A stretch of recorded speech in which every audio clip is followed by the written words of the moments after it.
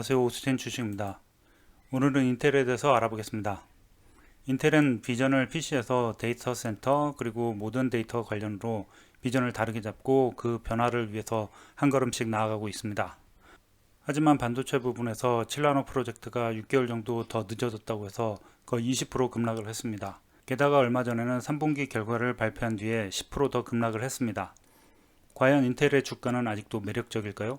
저와 함께 같이 알아보겠습니다. 인텔의 변화는 비전이 달라졌고 그를 이행하고 있는 단계라는 데 있습니다. 디지털 데이터의 양은 그야말로 홍수처럼 커져왔고 더 커질 것으로 보입니다. 컴퓨터뿐만 아니라 데이터, 네트워크 관련한 부분이 컴파운드 애니얼 그로스 레이트로 볼 때 연 25% 이상 상승할 것으로 보고 있습니다. 컴파운드 애니얼 그로스 레이트는 매년 성장률이 아닌 여러 해 동안의 평균 성장률입니다. 데이터 관련 부분으로 집중한다고 해서 인텔이 컴퓨터 시장을 버린 게 아닙니다. CPU 부분도 11 제너레이션 코어 프로세서에서는 획기적인 변화를 시도합니다. 물론 AMD를 겨냥해서 너희들보다 낫다라고 합니다. 그에 따라 AMD의 리사 누님도 라이젠 3를 들고 나오며 반격을 하고 전에 말씀드렸듯이 전쟁은 계속됩니다. 일단 인텔의 네이밍에 좀 문제가 있어 보이는데 TSMC의 5나노가 인텔의 7나노와 같은 등급이고 2021년에 런칭을 한 예정입니다. 그렇지만 왠지 이름을 7나노라고 해서 같은 등급임에도 사람들에게 벌써 뒤처지는 듯한 뉘앙스를 풍기는 데다가 반도체 제조가 점점 어려워지면서 반도체 디자인과 생산을 같이 하는 인텔로서는 그 생산 효율성에서 뒤처지고 있는 것이 사실입니다. 일단 인텔에서 하는 광고를 보면서 말씀드리겠습니다. 인텔의 타이거 레이크라고 불리우는 11 제너레이션 인텔 프로세서는 마치 컴퓨터 보드를 보는 것 같습니다. 보시는 바와 같이 CPU뿐만 아니라 메모리, 이미징 프로세스, GPU, AI 기능까지 다 들어가 있습니다. 퍼포먼스 상으로는 얼마나 좋을지 모르지만 획기적인 변화라고 하지 않을 수가 없네요. 이 제품은 데스크탑이 아닌 랩탑이나 태블릿에 사용되도록 만들어졌고 태블릿 제품을 좀 더 얇게 만들 수 있다고 합니다. 인텔은 CPU만을 만드는 회사가 기존의 컨셉을 버리고 미래를 위해서 변화를 하는 모습을 느낄 수가 있습니다. 기존의 마이크로소프트가 발머 밑에서 비리비리했던 것을 생각하면 인텔도 이제 변화해가는 회사라는 것을 생각해 볼 수 있습니다. CPU는 XPU라는 형태로 모든 것을 종합하는 구조로 4차 산업과 복잡해지는 디지털 세상에 발맞추는 획기적인 변화라고 생각합니다. 물론 그 퍼포먼스를 어떻게 시장에서 판단할지에 따라 그 변화를 스무드하게 가져갈지 아니면 더 고생할지가 달라지겠죠. 이제 분야별로 나누어서 인텔은 얼마나 잘하고 있고 또 무엇을 하고 있는지를 알아보겠습니다. 일단 PC 부분은 전체의 절반 부분 48.5%를 차지하고 데이터 센터 그룹, DCG, NSG, IoT, PSG, 모바일 I로 나뉩니다. 먼저 전체 매출의 48%를 차지하는 컴퓨팅 그룹을 보겠습니다. 5년간 대략 4% 정도의 낮은 성장을 보여왔는데 작년에는 거의 정체입니다. 그래도 37빌리언을 만들어냈고 오퍼레이팅 인컴은 15빌리언이지만 2016년 이후 지속적으로 내려오고 있습니다. 경쟁이 심해지면서 AMD에게 많은 시장을 뺏기고 있음을 알 수 있지만 5G 스마트폰 부분에서 커스터머들은 계속 유지를 할 것으로 보입니다. 전체 매출의 36%를 차지하는 데이터 센터를 보겠습니다. 제논 프로세서와 실리콘 포토닉스, 옵탄 DC 메모리를 같이 팔아서 어제이스트 프로덕이라고 하는데 쉽게 말하면 끼어 팔기로 옵탄 메모리와 실리콘 포토닉스의 매출이 2배 증가했다고 합니다. 옵탄 메모리는 엔비디아의 멜라녹스와 같이 데이터 센터 내에서 속도를 증가시키는 역할을 하는 상품입니다.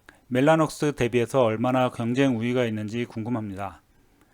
데이터 센터 그룹은 클라우드, 네트워킹, AI, 데이터 분석 등에서 기회를 잡으려고 하고 토탈 어드레서블 마켓은 2024년에 90빌리언을 보고 있으며 현재 인텔의 매출은 23.5빌리언입니다.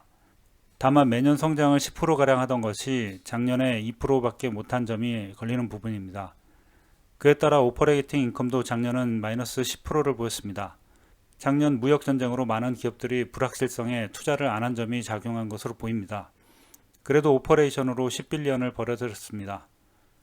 이렇게 보듯이 단순히 CPU만을 파는 데서 다른 제품으로 같이 팜으로 인텔의 이익에 긍정적인 작용을 했습니다. 전체 매출의 3%를 차지하는 IoT, 즉 인터넷 오브 띵즈를 보겠습니다. 연평균 10% 정도의 성장을 이루고 있고 3.8빌리언의 매출을 만들어냈고 오퍼레이팅 인컴도 계속 증가하고 1.1빌리언을 벌어들였습니다. IoT 제품이 화면에 보시는 것처럼 여러 곳에서 사용됨을 볼 수 있습니다. 자, 그럼 매출의 1%를 차지하는 모빌 I 부분을 보겠습니다. ADAS 즉 Advanced Driving Assistance Systems의 부분의 성장으로 2090년 많은 성장을 보였고 이 ADAS의 내년에는 IQ 시스템까지 더 추가되어서 매출 성장에 더 기여할 것으로 보고 있습니다. ADAS는 말 그대로 주행시 레인 이탈 방지, 자동 정지 등 초보적인 주행 보조 장치입니다. 레벨 1에서부터 레벨 5까지 나뉘는데 레벨 1은 이런 기본적인 보조 장치이고 레벨 5가 우리가 흔히 이야기하는 완전 자율주행 시스템을 말합니다. 2017년에 인텔에서 인수한 기업이라 자료는 2017년부터 있습니다. 현재 매출은 0.9빌리언이고 영업이익은 0.2빌리언입니다. 아직은 매출 기여도가 작지만 자율주행차 관련 시장에서 엔비디아, 테슬라 등의 강자들과 경쟁해서 어떻게 살아남느냐가 관건입니다. 다음으로 매출의 8%를 차지하는 Non-Volatile Memory Solution 그룹입니다. 인텔은 옵타임 메모리로 SSD 제품을 출시했고 이전에 말씀드린 옵타임 기술과 연동할 수 있도록 만들었고 자사의 제품들로 구성했을 때 강점을 가지도록 만들었습니다. 그에 따라서 매출은 4.4빌리언까지 증가했습니다만 최근 3년간 성장률이 저하되는 모습을 보입니다. 엔비디아와의 경쟁, 작년 서버 시장의 부진 등으로 영향을 받은 것으로 봅니다. 영업이익은 그에 따라 적자로 1.2빌리언을 기록했습니다.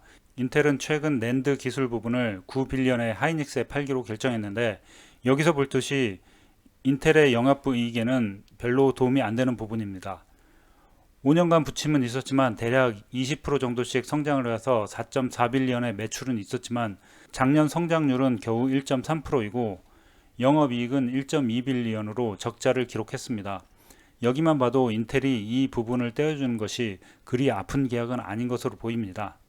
그림에 보시는 것처럼 오른쪽 부분인 3D 낸드 기술 부분을 떼어내고 선택과 집중으로 적자를 보는 부분을 팔고 다른 부분에 집중하려고 하는 것인데 개인적으로는 잘한 결정으로 보입니다. SK 하이닉스로만 봐도 만성적자였던 인텔의 메모리 부분을 가져오는 것이어서 이 소식에도 주가는 별 영향이 없었는데요.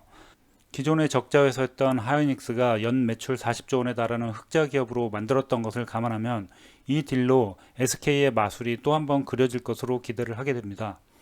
SK 경영의 비결이 무엇인지도 궁금한 부분인데 제가 듣기로는 현재 하이닉스가 주는 보너스가 삼성보다 더 많다고 알려져 있습니다. 직원들에게 성과에 따른 배분을 명확하게 해준다는 비전을 보여줌으로써 회사에 대한 신뢰도가 높아지고 그에 따라 직원들도 신바람나게 일할 수 있는 환경을 만들어주는 것이 그 성공 비결 중에 하나가 아닐까 생각합니다. 그렇지만 올해 초 뉴스를 보니 SK 하이닉스 직원분들에게 안 좋은 뉴스가 있네요.